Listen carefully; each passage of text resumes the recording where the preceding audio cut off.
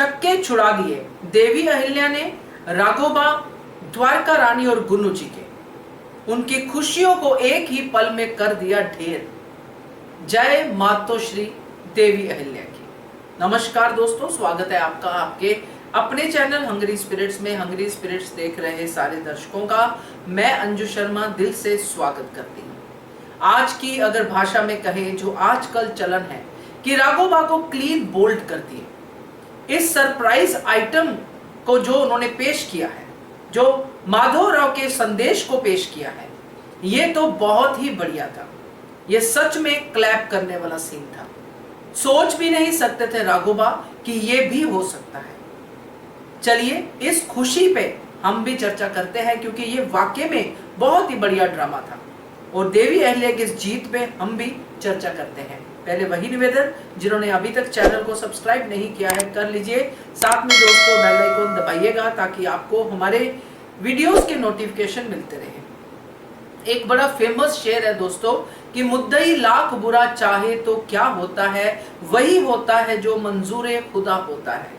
तो खुदा, ईश्वर, भोले बाबा किसके साथ होते हैं? सच के साथ। और सच किसके साथ है? देवी अहिल्या के साथ। इसलिए ना सिर्फ वो पुणे पहुंची सुरक्षित, बल्कि वापसी में जो रुकावट आई, जो जानलेवा हमला हुआ, उससे भी सुरक्षित वाड़े में पहुंच गई। अब राघोबा को लगा होगा कि मैं तो बहुत ही इंटेलिजेंट हूं, मैंने समय पे जो है सब कुछ कर दिया, देवी अहिल्या का खात्मा कर दिया। और जब देवी अहिल्या सामने प्रकट हुई तब भी उनको लगा कि अब ये कर क्या लेगी, ज्यादा से ज्यादा क्या कर लेगी, इसके पास तो वही होगा कि सिपाही ने बोला है तो वही एक होगा सबूत, और तो मैंने कोई सबूत छोड़ा ही नहीं, मैं तो बहुत ही शानदार प्लेयर हूं।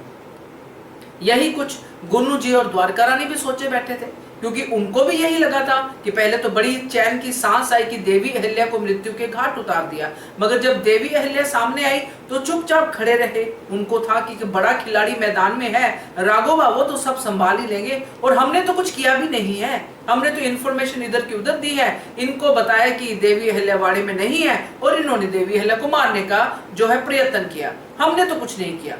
खैर ये उनकी थॉट थी, मगर अंदर से तो पूरी तरह से टूटे हुए थे कि ये चमत्कार कैसे हो गया। इनको तो अभी यही चमत्कार हजम नहीं हुआ था दोस्तों। दूसरा चमत्कार जब देवी अहिल्या ने सामने पेश किया तो सबकी सिट्टी पिट्टी गुम हो गई। यही मौका था जो ये दिखाता था कि देवी अहिल्या कितनी निष्ठावान है अपने मालवा के लिए, अपनी जनता के लिए। वो जान की बाजी लगा भी सकती है और जान ले भी सकती है। आज मल्हार सरकार को अपने आप पे गुस्सा आ रहा था, शर्मिंदगी हो रही थी, क्योंकि वो नहीं देख पाए जो देवी अहिल्या ने देख लिया।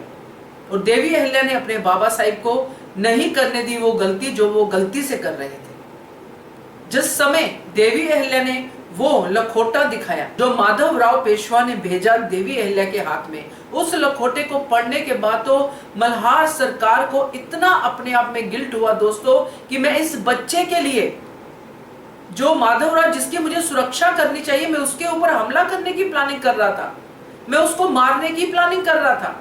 और वो क्या कह रहा है कि मेरे बाबा साहिब की तरह काका साहिब यानी कि मल्हार सरकार, और वो क्या कह रहा है कि उन्हें कहिए कि मेरे बाबा साहिब की तरह वो अपना आशीर्वाद मेरे ऊपर बनाए रखे।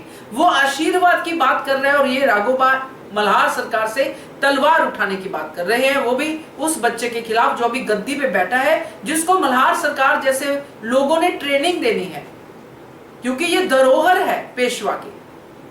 तो इतना बड़ा जो है धोखा जो दिया राघोबा ने, और इस तरह से देवी अहिल्या ने वो धोखा सामने रख दिया सबके सामने। राघोबा को कहना, जैसे कहते हैं ना लोग कि जमीन फाड़ो तो जगह नहीं मिलेगी, वैसी वाली स्थिति हो गई थी कि वो ऐसा सोच रहे थे कि मैं यहीं पे गड़ जाऊं, मुझे तो यहां से भागना चाहिए फटाफट से।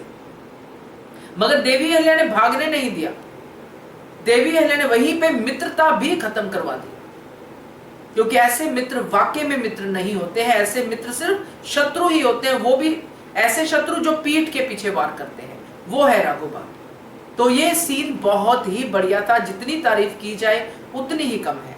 तो मुझे तो बहुत अच्छा लगा। मैं तो बैठी बैठी धारावाहिक जब ये मैंने सुना कि देवी अहिल्या ने कहा कि मैं पुनः होके आई हूं, तो पहले तो मुझे ये लगा कि शायद ये देवी अहिल्या कह रही होंगी उनसे सच चुगलवाने के लिए, मगर जब फ्लैशबैक देखी माधवराव पेशवा की आवाज से सुना हमने कि क्या क्या कुछ कहा है उन्होंने, और जब ये लखोटा पड़ा मल्हार सरकार ने और मल्हार सरकार को जो शर्मिंदगी हुई, ये सब देख के लगा कि देवी अहिल्या जैसी बनना बहुत मुश्किल है, मगर कोशिश नहीं छोड़नी चाहिए। ईमानदारी से सच के रास्ते पे चलते रहो, मंजिल आपकी ही होगी। और वही हुआ। द्वारका रानी गुन्नू जी अब बैठे हैं ठन ठन गोपाल बन के, मगर अभी भी उन्होंने हार नहीं मानी है। देखते हैं आगे क्या होता है, मगर फिलहाल तो इन सब के छक्के तो छुड़ा दिए देवी अहिल्या ने। क्या कहते हो आप इसके बारे में? कमेंट कीजिएगा। देखते रहिए channel hungry spirits. Thank you so much. Subscribe to our channel by clicking the subscribe button.